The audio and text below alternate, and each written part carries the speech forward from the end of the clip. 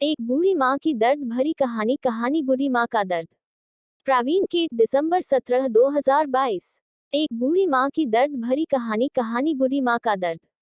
3 साल हो चुके थे बेटे को अपना घर छोड़कर विदेश में बसे हुए। इन 3 सालों में बूढ़ी माँ और ज्यादा बूढ़ी हो गई थी। एक बूढ़ी माँ की दर्द भरी कहानी। कहानी बुरी माँ का दर्द।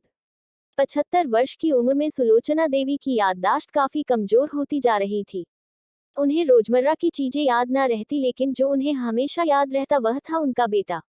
दिन हो या रात, एक पल भी ऐसा ना होता जब उन्हें अपने बेटे की याद न आती। दूसरी तरफ बेटा था जो साल भर में एक आध बार अपने माँ को फोन कर लिया करता और 1-2 मिनट से ज्यादा बातें भी ना किया करता। फिर भी यह बूढ़ी माँ टकटकी लगाए अपने बेटे का इंतजार करती रहती। एक दिन बेटे का विदेश से फोन आया। हेलो हेलो, सुन रही हो ना माँ? अनिल बोल रहा हूँ, तुम्हारा बेटा। कैसी हो माँ? मैं ठीक हूँ बेटा, तुम बहू और मेरा पोता कैसा है? माँ ने पूछा। सब अच्छे हैं माँ, मैं अगले हफ्ते गांव आ रहा हूँ माँ, तुम्हें लेने। अब हम सब साथ में ही लंदन में रहेंगे माँ।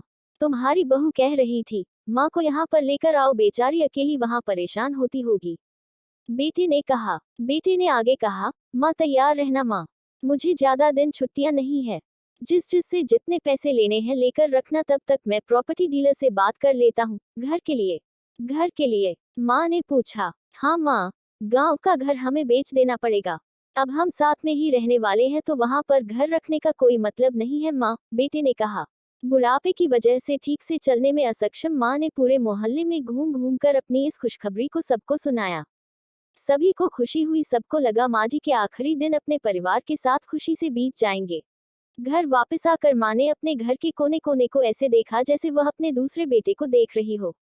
देखे भी क्यों ना, उस घर को अपने बेटे से कम थोड़ी समझा था। अपने पति के साथ 40 साल यही तो बीत